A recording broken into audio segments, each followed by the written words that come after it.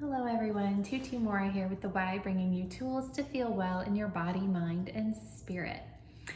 So, Happy New Year. It is a brand new year. It's a nice feeling to leave 2020 in the past. And you may be thinking of all the things that you want to achieve or work at in this coming year. And so today we're going to talk about how to set New Year's goals that are doable, because it's so easy to set goals that are a little bit inaccessible or goals that we want to happen right away, and we can get a little impatient with the process.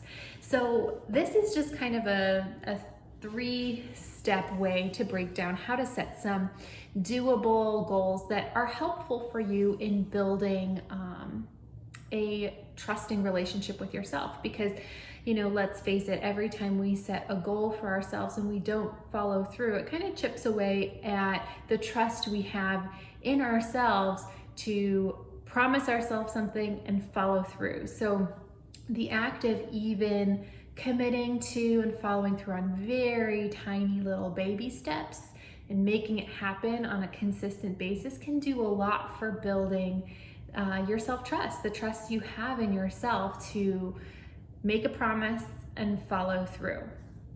So kind of the first thing to feel into when you have a goal is the why. Why is this important to you? Why and how will this support your overall well-being? And you kind of want to have this strong why, because it can be easy to slide back into old patterns of behavior, old ways of thinking, and having a strong why to ground yourself in and re-ground yourself in throughout kind of the process of climbing towards your goal can be super helpful. So why is a wonderful first step, just to feel into, write down, think about, ground yourself in so you can return to it when you need it. And so the second step is to make it accessible. So as I kind of touched on, everyone wants, everything right away. They want the big finished sparkly project. However, we don't take into account all the little steps along the way that get us to that spot. It's not always just one big leap. In fact, it usually isn't ever one big leap. It's always a bunch of collective little steps towards a larger goal. So how to make this accessible?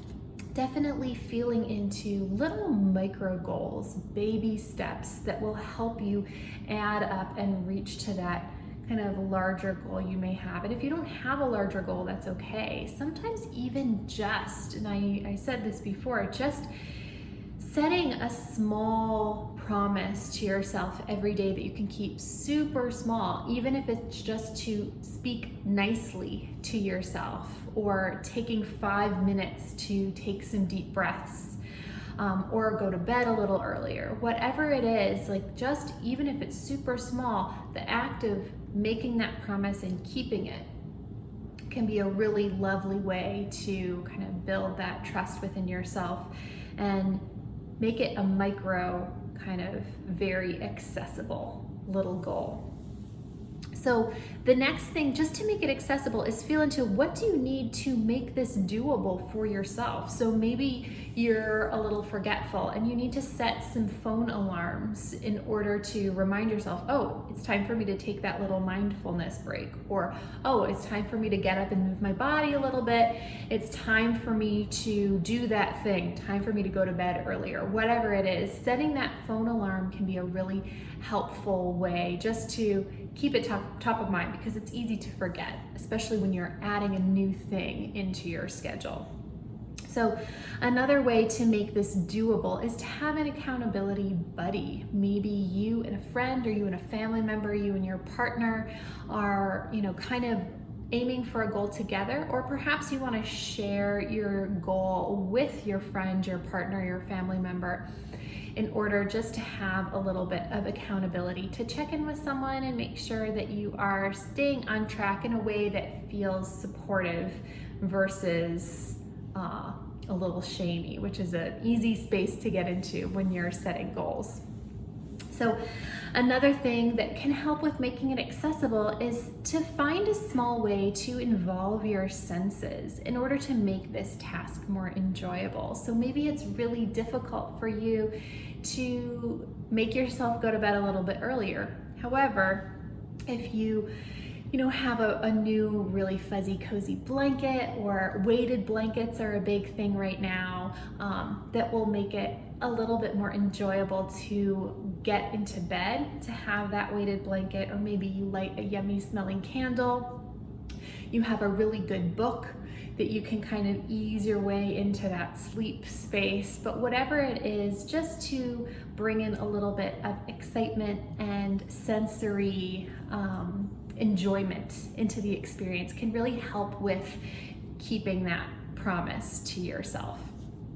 And so the third thing is keeping that inner critic at bay. So we kind of touched upon this, but whenever there's a space where we set goals, there's such a pressure to just stick with it regardless, to aim high and just go for it, regardless. And that's really inaccessible, and we're all human, and sometimes we forget, sometimes we just choose not to for whatever reason, and that's gotta be okay. So sometimes it can be really helpful to make a commitment to yourself that you're going to kind of be your own inner parent, your own inner cheerleader. And whenever you hear that, let's say you forgot about your goal for a day and you're being really hard on yourself, you're like, this is a new year and I was really, wanting to meet this goal, maybe I should just give up. Allowing your inner voice to be a voice of support, a voice of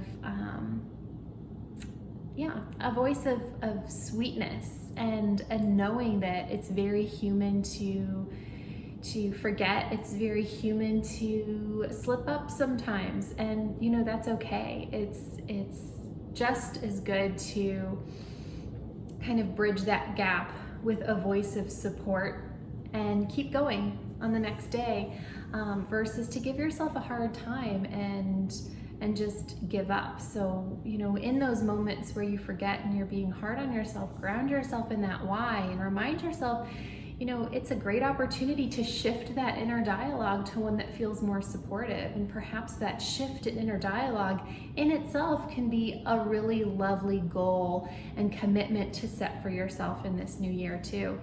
So feeling into how can I keep that inner critic at bay throughout this process, because it is going to be a process. It's not always going to be a really easy meeting of every little goal you set for yourself. There are going to be moments where it's hard to meet those goals, moments that you forget, moments that you slide back into an old way of thinking or being.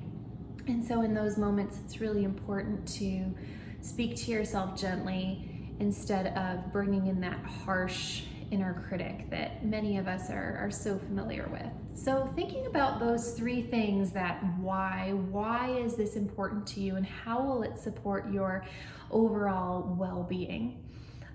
How you can make it accessible for yourself. What are the ways that you can make this as supportive and enjoyable as you can as you move through this process of meeting your goals along the way.